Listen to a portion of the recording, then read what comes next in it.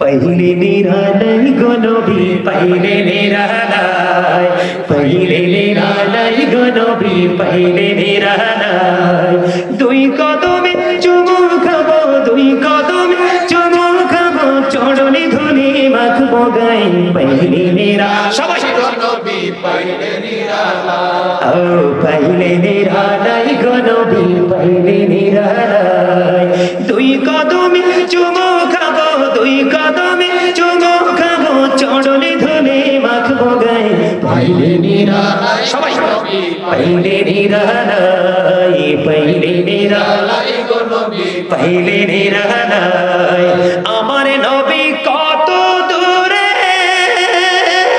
লোহিত সাগরের তীরে আইরে মদিনার সোনার গড়ে আছেন তিনি সর্বদাই পहिले নিরালয় গো নবী পहिले নিরালয় পहिले নিরালয় গো নবী পहिले নিরালয় যুবক বন্ধু এই নেত্রকোনা কলমাকান্দা লাখ মিয়া ভান্ডারীর বাড়ি প্রাঙ্গণের মানুষ আশেপাশের মানুষ অনেক দূর দূরান্ত থেকে আগত মেহমান বৃন্দ আমার মা বোনেরা আমার ভাই বাবারা তোমরা সবাই শোনো গো আল্লাহ রাব্বুল আলামিন নিজে ওয়াজ করতেছেন উপর দিয়া থাকতে হবে নাভি বরাবর আর নিচে দিয়া থাকবে টাকনোর উপরে এখন তুমি নিচে দিয়া নিচ টাকনোর নিচ নয় মুরান নিচে আর উপর দিয়া কম পক্ষে নাভির চাল থেকে 3 আঙ্গুল নিচে কথা বলেন না কেন তা আপনার আমার মুসলমানিত্ব আসেনি এবার আপনি আমাকে প্রশ্ন করতে পারেন যে হুজুর এই যে পোশাকটাকে ক্রিয়েট করলো কে সৃষ্টি করলো কে এটা কোন থেকে আবিষ্কৃত হলো এটা বেঈমান কাফেররা আবিষ্কার করেছে কৌশলে কৌশলে মুসলমানের মুসলমানিত্ব কেড়ে নিয়ে যাচ্ছে তুমি যদি এই পোশাক পরে পরে যদি তুমি কি করতে পারো এই জীবন কাটাতে পারো তাহলে তুমি হয়ে গেলা আল্লাহর অবাধ্য ঠিক না বেঠিক আরো জোরে বলেন মা বাবা কয় একটা আপনি করেন আর একটা তো বাবা মার বাধ্য না বাধ্য আপনার কত বড় দুঃসাহস আপনাকে পোশাক দিয়েছে লজ্জাস্থান ঢাকার জন্য লুঙ্গি পরেন প্যান্ট পরেন পায়জামা পরেন ট্রাউজার পরেন যেটাই পরেন নাভি বরাবর থাকতে হবে নিচে যাওয়া যাবে না উপর দিয়ে টাকনোর উপরে রাখতে হবে নিচে যাওয়া যাবে না যদি কে মন করো বন্ধ ঠিকানা হবে তোমার জাহান্নাম কথা কি বুঝেননি আমার যেমনি করে নবী হাদিস শরীফের মধ্যে এসেছে আপনার আমার প্রাণের নবী আমাদের কষ্ট হবে এই জন্য প্রত্যেকটা নামাজের আগে মেসওয়াকের কথা বলেননি নবীজি নাই আমাদেরকে মেসওয়াক করার কথা বলতো বন্ধু এখন আমরা মেসওয়াক ডিলিট করে দিলাম বেঈমানদের আবিষ্কৃত ব্রাশের প্রেমে পড়ে কথা কন না কেন আমার কথা আপনাদের বুঝে আসেনি বাড়ি বাড়ি রাঙ্গিনায় আঙ্গিনায় সকাল সকাল ফুরকানিয়া মাদ্রাসা ছিল আমি কোরআন শরীফ প্রাথমিকভাবে শিখছি ফুরকানিয়া মাদ্রাসা থেকে এখন কিন্টার গার্ডেন আবিষ্কার করে ফুরকানিয়া মাদ্রাসা ধ্বংস এটাও বেঈমান কাফিরদের একটা বড় কৌশল অপকৌশল জোরে জোরে কন্যা নাউজুবিল্লাহ আমাদের কান্দির পরে গেলে দেখবেন সাত্তার খান এবং বন্ধু খন্দকার যে দুটো টাওয়ার শপিং মল দুটো টাওয়ারের পূর্ব পাশে লেখা আছে শাড়ি দোকানে নাম দিছে প্যারাডাইস শাড়ি প্যারাডাইস হলো ইংলিশ শব্দ যেটাকে ইংলিশে প্যারাডাইসও বলা হয় গার্ডেনও বলা হয় আমরা বাংলাতে বন্ধু সবাই জানি বেহেশত কি এটা কি বলা হয় কিন্তু তারা চালাকি করে নাম দিয়েছে প্যারাডাইস শাড়ি আমি কই ফ্রি হইছি না ফ্রি হইলে কয়েকজন মিলে যাব যে তুমি যে লেখছো জান্নাতের শাড়ি আমার নবীর হাদিস থেকে প্রমাণ এটা নারীদেরকে লেংটা রাখার শাড়ি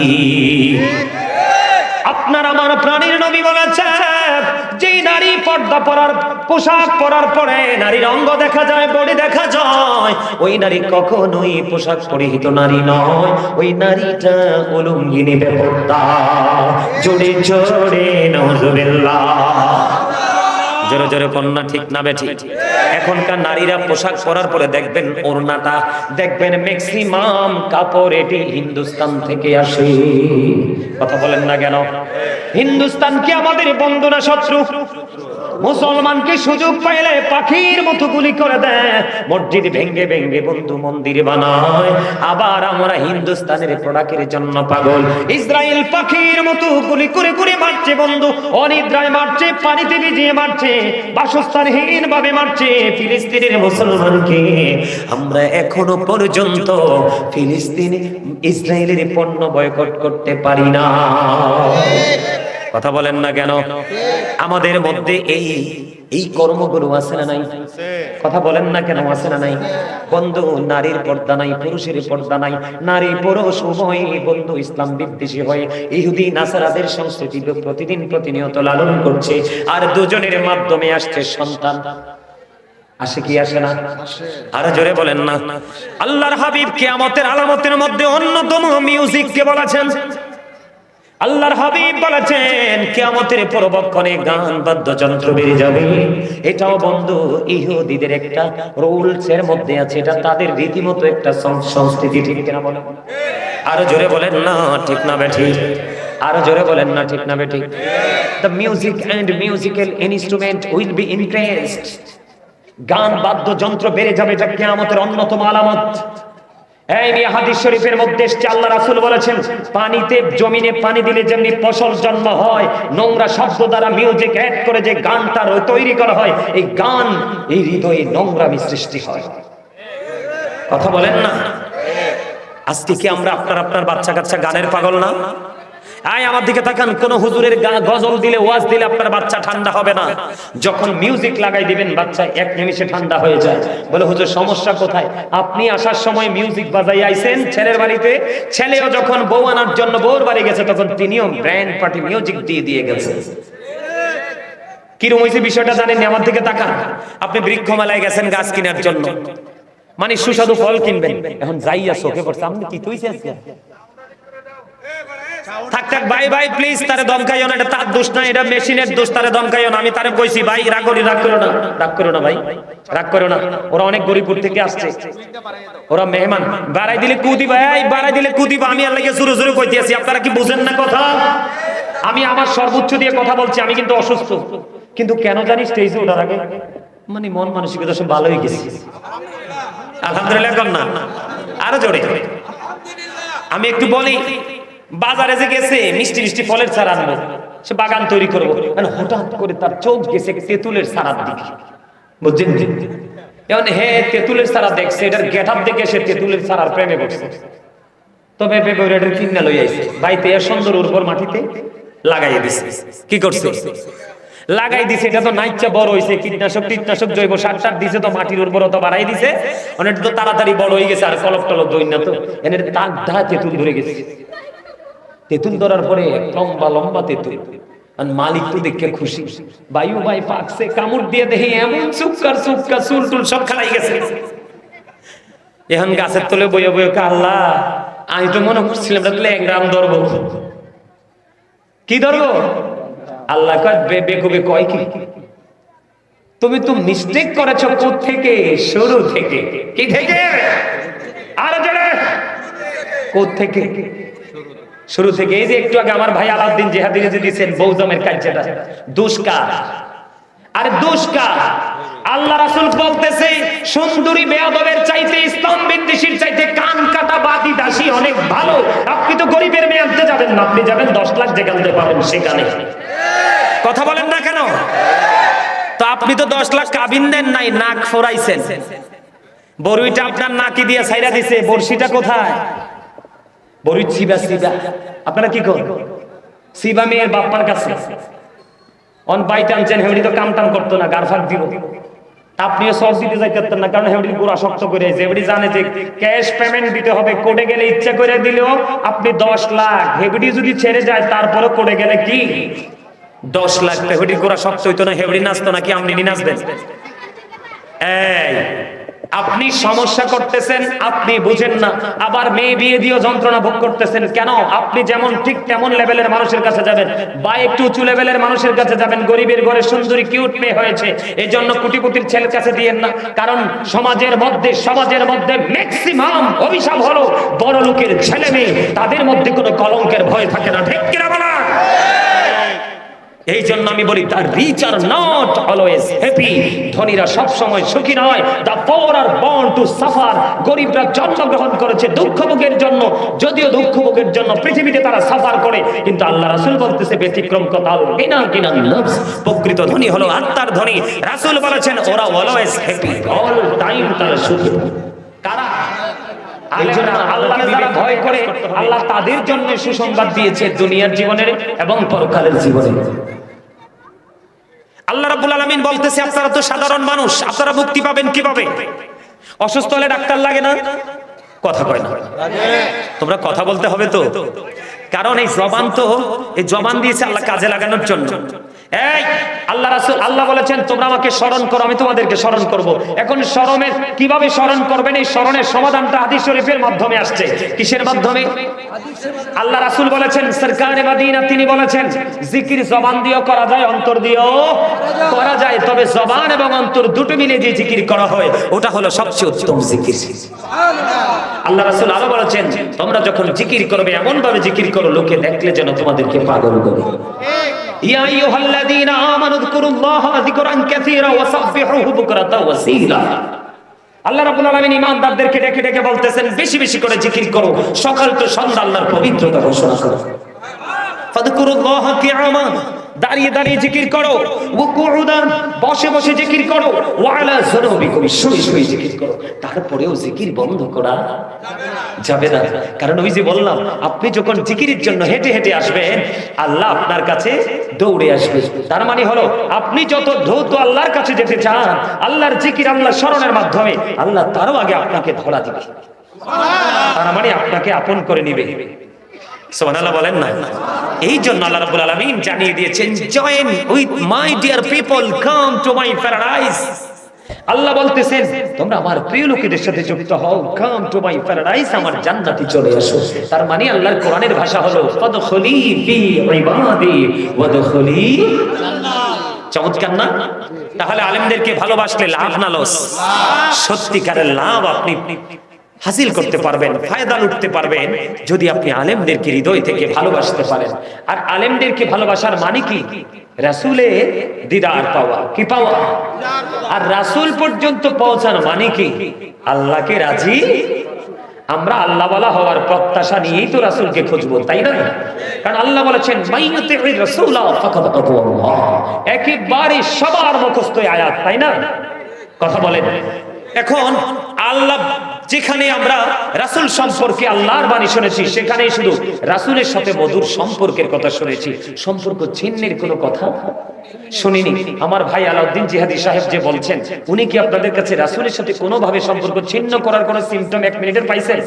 আমার পাশে আমার চাইতে বুজুর্গ, আমার এরিয়াতে তিনি শিক্ষক হিসাবে আছেন, আমার একবারে কাছাকাছি আমার ভাই, উনি ওনাকে প্রশ্ন করবেন, উনিও কিন্তু আপনাকে রাসূলের সাথে আংশিক কোনো সম্পর্ক ছিন্ন করার মতো কোনো কথা বলবে, কারণ আল্লাহ রাব্বুল আলামিন আমাদেরকে সেই শিক্ষা দেয়। কিন্তু এখন আমাদের মধ্যে এমন কিছু মৌলবী বের হচ্ছে, তারা আমাদের কাজের মধ্যে সাধারণ মানুষের, সরল মারা মানুষের আমলের ক্ষেত্রে, কাজের ক্ষেত্রে তারা প্রতিবন্ধকতা সৃষ্টি করতে চায়, বাধা দিতে চায়। এটা কিন্তু আসলে কখনোই কোনো পরিপূর্ণ ইমানদারের কাজ হতে পারে না। কেননা হযরত আলী রাদিয়াল্লাহু তাআলা আনহু একটা হাদিস শরীফ বর্ণিত, আল্লাহ রাসূল বলেছেন, আমার দিকে তাকান, আল্লাহ রাসূল বলেছেন believers love the profit, hypocrites don't love the profit. আপনারা প্লিজ রাগ করবেন না, আমি কিন্তু ব্যক্তিগত আমার কোনো কথা বলছি না। আল্লাহ রাসূল বলেছেন যে ইমানদাররা রাসূলকে ভালো বাসবে, ভাসে, বেশি ছিলেন এবং বাসবেন, চিরকাল এটা থাকবে। কিন্তু রাসূল বলেছেন মুনাফিকরা রাসূলকে ভালোবাসে না। যারা রাসূলকে ভালোবাসে না তারা কখনো ইমানদার হতে পারে না, কারণ রাসূল প্রেমই হলো ঈমান। আর ঈমান যদি আপনার 100% টেকসই না হয় তাহলে আপনার কোনো আমল আল্লাহর দরবারে কবুল হবে না। এই জন্য আজকে আমি ছোট্ট একটা শিরোনাম, একটা হেডলাইন দিয়েছি আলোচনার শুরুতেই, ইয়া আইয়ুহাল্লাযীনা আমানু কু আনফুসাকুম ওয়া আহলিকুম নারা। আল্লাহ বলেছেন O believers, save yourself and your families from the fire. ও মনু মুই চাইছি তোমার দিকে, এই করা যাইবে না তো, মোর কাছে এটা কাউন্টিং হইতে আছে, মুই কি আর মু বহুত কষ্ট হই রাইছি, 10টা বাজে আইয়া বইয়ে রইছি ওয়াজ করবার লাগবে। দেখছেন নি জীবনের ওয়াজ এবার আজকে বক্তা 10টায় আইতে, এটা কি প্রেম না হিংসা? কথা কয় না, আরে জোরে আরে জোরে। তাহলে আপনি আর মোহাম্মতে যদি আমি রাত্রের মাহফিল 10টা আইতে পারি, তো আপনি জুমার দিনে কি আগে যাওয়া দরকার নাকি খুতবার সময় যাওয়া দরকার? আপনার কি আসরের আগে সুন্নাত ছেড়ে যাওয়া দরকার না আগে গিয়ে ওযু করে ফ্রেশ হয়ে আগে সুন্নাত পড়া দরকার? এশারের আগে সুন্নাত ছাড়া দরকার না পড়া দরকার? মিয়া দুঃখ লাগে আমরা নামেই মুসলমান, মুসলমানিত্ব নাই তো। এই মাথা থেকে পা পর্যন্ত আপনার আমার ছেলে মেয়েদের বাংলাদেশের ম্যাক্সিমাম যুবকের ইহুদি কালচারে ভরা। আপনি মাথার দিকে তাকান, সব বেঈমানদের স্টাইলে চুল।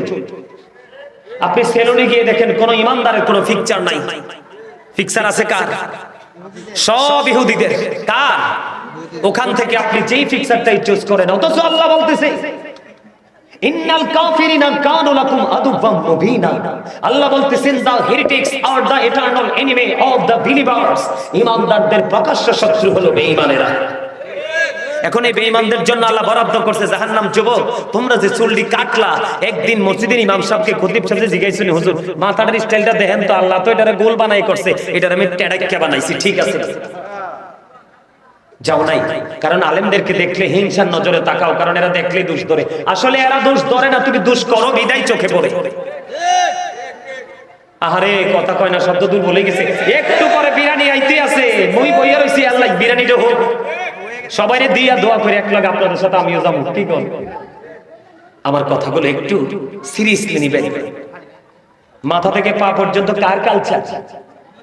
ইহুদিদের কালচার। আল্লাহ কয় এরা আমাদের প্রকাশ্য দুশমন, শত্রু, ঠিক নেই? আর সকাল থেকে বিকেল পর্যন্ত আপনি যত সংস্কৃতি লালন করছেন, হ্যাঁ যুবকদের মধ্যে ব্যতিক্রম কিছু যুবক তো থাকেই, আছে, কিন্তু ম্যাক্সিমাম যুবকই ইহুদিদের সংস্কৃতি লালন করতেছে। কি কয়? মহিলাদের উদ্দেশ্যে কিছু বলতে হবে। আচ্ছা এটা কমতো এ ভাই, সাউন্ডটা ভালো না। হ্যাঁ হ্যাঁ সাউন্ড ভালো না। এটা মাইকের চরিত্র কি জানেননি? এটার চরিত্র হলো আমি ছোট্ট করে বলবো, এটা বড় করে নিয়ে আপনাদের সামনে তুলে ধরবে। আর এটার সামনে আমি জোরে কই, এটা দিয়ে সাইডটা ধরে আনে কি হইব? বিচারটাকে হইলো? হইছে না? হইছে? হয় নাই। সম্মানিত উপস্থিতি, তাহলে আমরা কি রাসূলকে ভালোবাসলাম? কথা কয় না। নবীজি নামাজে দাঁড়িয়েছেন, ফা মুবারক ফুলে লহ মুবারক বেরিয়ে আসছে, তারপরও নামাজ শেষ হয় না। আর আপনি আমি নামাজ কি পড়ছি মসজিদ থেকে বের হয়ে বলতে পারবো না কোন সূরা দিয়ে নামাজ পড়ছি। এটা কি সত্যিকারের রাসূল প্রেম? যুবক ভাইদেরকে বলছি তোমরা রাগ করো না। অনেক যুবকদের মাথায় টুপি নাই। আজকের এটা তো সাধারণ কোন জলসা না, এটা জান্নাতের বাগান। এখানে আসলে গুনাহ ঝরে যায়, আল্লাহর প্রিয় হওয়া যায়। তো তোমরা টুপি আনতে ভুলে গেছো। তোমাদের বাড়িতে নিশ্চয়ই পাঞ্জাবি আছে, কিন্তু তোমরা পাঞ্জাবিটা পড়ো না। এগুলো কি রাসূল প্রেম? লম্বা জামা পরা তো সুন্নাহ, টুপি পরা তো সুন্নাহ, এগুলো কি আমাদের মধ্যে নাই? এগুলো কি রাসূল প্রেম? কথা বলেন না। আপনারা এগুলো হালকাভাবে নিয়েন না। এরকম করতে করতে করতে করতে করতে করতে ইসলামের পজিশনটা এমন হয়েছে, এখন গরিব হওয়ার পথে। ইসলাম যখন প্রকাশিত হয়েছিল তখন ইসলাম গরিব ছিল, পৃথিবীর অবস্থা ভালো। আবার এখন ইসলাম গরিব হয়ে যাচ্ছে ধীরে ধীরে, ক্রমে ক্রমে, ক্রমান্বয়ে আমাদের মধ্যে সামাজিক, চারিত্রিক, মানসিক সব অবক্ষয় আমাদেরকে চেপে ধরেছে। কথা কি ঠিক না? আরে ভাই হাসিস না, কথাগুলো বুঝে নে। ইসলাম is not only a religion but also complete code of life. আপনার আমার পরিপূর্ণ জীবনটা কোথায় রয়েছে? ইসলামে। কোথায়? কেন ইসলামে? ইন্নাদ-দীনা ইনদাল্লাহিল ইসলাম। ইসলামটা আল্লাহর মনোনীত, এই জন্য এটার মধ্যেই রয়েছে আপনার আমার পরিপূর্ণ জীবন গঠনের একটা পূর্ণ রূপ। আর সেই ইসলামের নির্যাস হলো আপনার আমার প্রাণের নবী। সুন্নাহ মানে কি? রাসূলকে গ্রহণ করা। কি করা? রাসূলকে গ্রহণ করি, রাসূলের আদর্শ যেটা রাসূল নিয়ে এসেছে এটাকে আপনার আমার জীবনে শুরু থেকে মৃত্যু পর্যন্ত এটাকে বাস্তবায়ন করায় যাওয়ার নামই হলো সুন্নিয়ত। সুবহানাল্লাহ বলেন না কেন? আরো জোরে। যুবক, আমি যদি তোমাদেরকে বলি আল্লাহর কোরআনে তোমাদের পর্দার ওয়াজ এসেছে। আমরা যারা ইমানদার যুবক পুরুষ, আমাদের পর্দার ওয়াজ আল্লাহ রাব্বুল আলামিন করেছে। সারা জীবন মনে করেছো তোমরা যে নারীদেরই পর্দার দরকার, নারীদের যেমন পর্দা ফরজ তোমাদেরও তেমনি পর্দা ফরজ। তোমাদের পর্দাটা কোথায় জানো? লিবাসুত তাকওয়া যালিকা খায়র। আল্লাহ রাব্বুল আলামিন বলতেছে, বন্ধু ইমানদার পুরুষের দল, তোমার আমার পোশাক দ্বারা পর্দা করতে হবে। এই পর্দাটা হলো উপর দিয়ে নবী বরাবর আর নিচের দিক দিয়ে টাকনোর উপরে। আরে যুবক বন্ধু, এই নেত্রকোনা কলমাকান্দা লাখ মিয়া ভান্ডারীর বাড়ি প্রাঙ্গণের মানুষ, আশেপাশের মানুষ, অনেক দূর দূরান্ত থেকে আগত মেহমান বৃন্দ, আমার মা বোনেরা, আমার ভাই বাবারা, তোমরা সবাই শোনো গো। আল্লাহ রাব্বুল আলামিন নিজে ওয়াজ করতেছেন, উপর দিয়ে থাকতে হবে নাভি বরাবর আর নিচে দিয়া থাকবে টাকনোর উপরে। এখন তুমি নিচে দিয়া নিচ, টাকনোর নিচ নয়, মুরার নিচে, আর উপর দিয়া কম পক্ষে নাভির চাল থেকে 3 আঙ্গুল নিচে। কথা বলেন না কেন? তা আপনার আমার মুসলমানিত্ব আসেনি। এবার আপনি আমাকে প্রশ্ন করতে পারেন যে হুজুর, এই যে পোশাকটাকে ক্রিয়েট করলো কে, সৃষ্টি করলো কে, এটা কোন থেকে আবিষ্কৃত হলো? এটা বেঈমান কাফেররা আবিষ্কার করেছে, কৌশলে কৌশলে মুসলমানের মুসলমানিত্ব কেড়ে নিয়ে যাচ্ছে। তুমি যদি এই পোশাক পরে পরে যদি তুমি কি করতে পারো, এই জীবন কাটাতে পারো, তাহলে তুমি হয়ে গেলা আল্লাহর অবাধ্য। ঠিক না বে ঠিক? আরো জোরে বলেন। মা বাবা কয় একটা আপনি করেন, আর একটা তো বাবা মার বাধ্য না বাধ্য। আপনার কত বড় দুঃসাহস! আপনাকে পোশাক দিয়েছে লজ্জাস্থান ঢাকার জন্য, লুঙ্গি পরেন, প্যান্ট পরেন, পায়জামা পরেন, ট্রাউজার পরেন, যেটাই পরেন নাভি বরাবর থাকতে হবে, নিচে যাওয়া যাবে না। উপর দিয়ে টাকনোর উপরে রাখতে হবে, নিচে যাওয়া যাবে না। যদি কেবল করো বন্ধ, ঠিকানা হবে তোমার জাহান্নাম। কথা কি বুঝেননি আমার? যেমনি করে নবী হাদিস শরীফের মধ্যে এসেছে, আপনার আমার প্রাণের নবী, আমাদের কষ্ট হবে এই জন্য প্রত্যেকটা নামাজের আগে মেসওয়াকের কথা বলেননি। নবীজি নাই আমাদেরকে মেসওয়াক করার কথা বলতো। বন্ধু, এখন আমরা মেসওয়াক ডিলিট করে দিলাম বেঈমানদের আবিষ্কৃত ব্রাশের প্রেমে পড়ে। কথা কন না কেন? আমার কথা আপনাদের বুঝে আসেনি? বাড়ি বাড়ি রাঙ্গিনায় আঙ্গিনায় সকাল সকাল ফুরকানিয়া মাদ্রাসা ছিল। আমি কোরআন শরীফ প্রাথমিকভাবে শিখছি ফুরকানিয়া মাদ্রাসা থেকে। এখন কিংটন গার্ডেন আবিষ্কার করে ফুরকানিয়া মাদ্রাসা ধ্বংস। এটাও বেঈমান কাফিরদের একটা বড় কৌশল। কৌশল জোরে জোরে কন্যা নাউজুবিল্লাহ।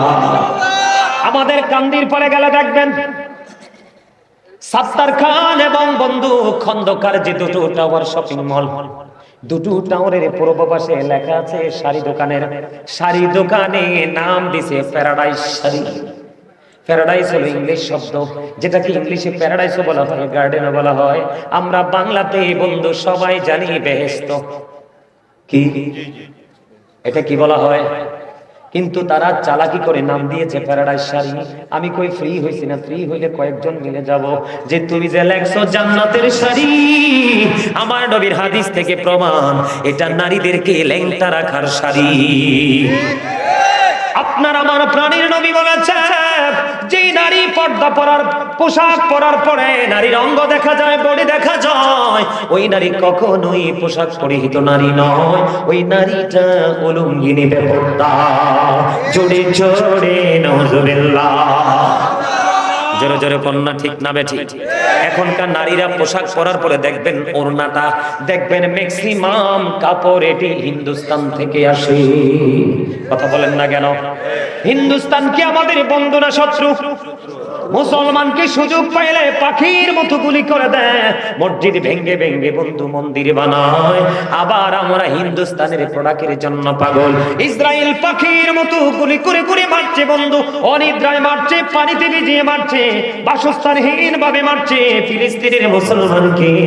আমরা এখনো পর্যন্ত ফিলিস্তিন ইসরায়েলের পণ্য বয়কট করতে পারি না। কথা বলেন না কেন? আমাদের মধ্যে এই কর্মগুলো আছে না নাই? কথা বলেন না কেন আছে না নাই? বন্ধু, নারীর পর্দা নাই, পুরুষের পর্দা নাই, নারী পুরুষ উভয় বন্ধু ইসলাম বিদ্বেষী হয়ে ইহুদি নাসারাদের সংস্কৃতি প্রতিদিন প্রতিনিয়ত লালন করছে, আর দুজনের মাধ্যমে আসছে সন্তান। আসে কি আসে না? আর জোরে বলেন না। আল্লাহর হাবিব কিয়ামতের আলামতের মধ্যে অন্যতম মিউজিককে বলেছেন। আল্লাহর হাবিব বলেছেন কিয়ামতের পূর্বক্ষণে গান বাদ্যযন্ত্র বেড়ে যাবে। এটাও বন্ধু ইহুদিদের একটা রুলস এর মধ্যে আছে, এটা তাদের রীতিমতো একটা সংস্কৃতি। ঠিক কিনা বলেন? আরো জোরে বলেন না ঠিক না বেঠিক? আরো জোরে বলেন না ঠিক না বেঠিক? The music and musical instrument will be increased. গান বাদ্যযন্ত্র বেড়ে যাবে, এটা কিয়ামতের অন্যতম আলামত। এই মিয়া হাদিস শরীফের মধ্যে এসেছে, আল্লাহ রাসূল বলেছেন পানিতে জমিনে পানি দিলে যেমনি ফসল জন্ম হয়, নোংরা শব্দ দ্বারা মিউজিক অ্যাড করে যে গানটা তৈরি করা হয়, এই গান এই হৃদয়ে নোংরামি সৃষ্টি হয়। কথা বলেন না? আজকে কি আমরা আপনার বাচ্চা কাচ্চা গানের পাগল না? আয় আমার দিকে তাকান, কোন হুজুরের গজল দিলে ওয়াজ দিলে আপনার বাচ্চা ঠান্ডা হবে না। যখন মিউজিক লাগাই দিবেন বাচ্চা এক নিমিষে ঠান্ডা হয়ে যায়। বলে হুজুর সমস্যা কোথায়? আপনি আসার সময় মিউজিক বাজাই আইছেন ছেলের বাড়িতে, ছেলেও যখন বউ আনার জন্য বউর বাড়ি গেছে তখন তিনিও ব্র্যান্ড পার্টি মিউজিক দিয়ে গেছে। কিরকম হয়েছে বিষয়টা জানেন? আমার দিকে তাকান। আপনি বৃক্ষ মেলায় গেছেন গাছ কেনার জন্য, মানে সুস্বাদু ফল কিনবেন, এখন যাইয়া চোখে পড়ছে আপনি কি তুইছে আজকে? থাক থাক ভাই ভাই প্লিজ, তারে দমকাইও না, এটা তার দোষ না, এটা মেশিনের দোষ, তারে দমকাইও না। আমি তারে কইছি ভাই রাগ করো না ভাই, রাগ করো না। ওরা অনেক গরিবপুর থেকে আসছে, ওরা মেহমান। বাড়াই দিলে কুদি ভাই, বাড়াই দিলে কুদি। আমি আর লাগে জোরে জোরে কইতে আছি, আপনারা কি বুঝেন না কথা? আমি আমার সর্বোচ্চ দিয়ে কথা বলছি, আমি কিন্তু অসুস্থ, কিন্তু কেন জানি স্টেজে ওঠার আগে মানে মন মানসিকতা সব ভালো হয়ে গেছে। আলহামদুলিল্লাহ কর না, আরো জোরে। আমি একটু বলি, বাজারে যে গেছে মিষ্টি মিষ্টি ফলের চারা আনবো, সে বাগান তৈরি করবো, হঠাৎ করে তার চোখ গেছে তেঁতুলের চারার দিকে, বুঝছেন? এখন হে তেঁতুলের চারা দেখছে, এটার গেট আপ দেখে সে তেঁতুলের চারার প্রেমে পড়ছে। তবে এটার কিনা লই আইছে, বাড়িতে সুন্দর উর্বর মাটিতে লাগাই দিছে। কি করছে? লাগাই দিছে, এটা তো নাইচা বড় হইছে, কীটনাশক জৈব সার দিছে, তো মাটির উর্বরতা বাড়াই দিছে, অনেক তো তাড়াতাড়ি বড় হয়ে গেছে, আর কলপ টলপ দই না, তো এনে তাক ধা তেঁতুল ধরে গেছে। তেঁতুল ধরার পরে লম্বা লম্বা তেঁতুল, আর মালিক তো দেখে খুশি, বায়ু ভাই পাকছে, কামড় দিয়ে দেখে এমন চুপকার চুল টুল সব খালাই গেছে। এখন গাছের তলে বয়ে বয়ে আল্লাহ, আমি তো মনে করছিলাম এক গ্রাম ধরবো। কি ধরবো? আল্লাহ কয় বেকুবে কয় কি তুমি তো মিস্টেক করেছো কোত্থেকে? শুরু থেকে। কি থেকে? আর যারা কোত্থেকে? শুরু থেকে। এই যে একটু আগে আমার ভাই আলাউদ্দিন জিহাদি যে দিয়েছেন বৌজমের কাজটা, দুষ্কার আর দুষ্কার। আল্লাহ রাসূল বলতেছে সুন্দরী বেয়াদবের চাইতে ইসলাম বিদ্বেষীর চাইতে কান কাটা বাদি দাসী অনেক ভালো। আপনি তো গরিবের মেয়ে আনতে যাবেন না, আপনি যাবেন 10 লাখ যেখানে পাবেন সেখানে। কথা বলেন না কেন? তো আপনি তো 10 লাখ কাবিন দেন নাই, নাক ফোরাইছেন, বড়ুইটা আপনার নাকি দিয়ে ছাইরা দিছে, বর্ষিটা কোথায়? বড়ুই সিবা আপনারা কি করেন? সিবা মেয়ের বাপ্পার কাছে অন বাই টানছেন, হেউড়ি তো কাম টাম করতো না, গারফাক দিব। আপনিও সব দিতে যাইতেন না, কারণ হেউড়ির গোড়া শক্ত করে হেউড়ি জানে যে ক্যাশ পেমেন্ট দিতে হবে, কোর্টে গেলে ইচ্ছা করে দিলেও আপনি 10 লাখ, হেউড়ি যদি ছেড়ে যায় তারপরে কোর্টে গেলে কি 10 লাখ। হেউড়ির গোড়া শক্ত হইতো না, হেউড়ি নাচতো নাকি আপনি নাচবেন? এই আপনি সমস্যা করতেছেন, আপনি বুঝেন না, আবার মেয়ে বিয়ে দিয়েও যন্ত্রণা ভোগ করতেছেন। কেন? আপনি যেমন ঠিক তেমন লেভেলের মানুষের কাছে যাবেন, বা একটু উঁচু লেভেলের মানুষের কাছে যাবেন। গরিবের ঘরে সুন্দরী কিউট মেয়ে হয়েছে, এই জন্য কোটিপতির ছেলের কাছে দিয়েন না, কারণ সমাজের মধ্যে ম্যাক্সিমাম অভিশাপ হলো বড় লোকের ছেলে মেয়ে, তাদের মধ্যে কোনো কলঙ্কের ভয় থাকে না। ঠিক কিনা বলা? এই জন্য আমি বলি the rich are not always happy, ধনীরা সব সময় সুখী নয়। The poor are born to suffer, গরিবরা জন্মগ্রহণ করেছে দুঃখ ভোগের জন্য, যদিও দুঃখ ভোগের জন্য পৃথিবীতে তারা সাফার করে, কিন্তু আল্লাহ রাসূল বলতেছে ব্যতিক্রম কথাল বিনা কিনা লাভস, প্রকৃত ধনী হলো আত্মার ধনী। রাসূল বলেছেন ওরা অলওয়েজ হ্যাপি, অল টাইম তারা সুখী।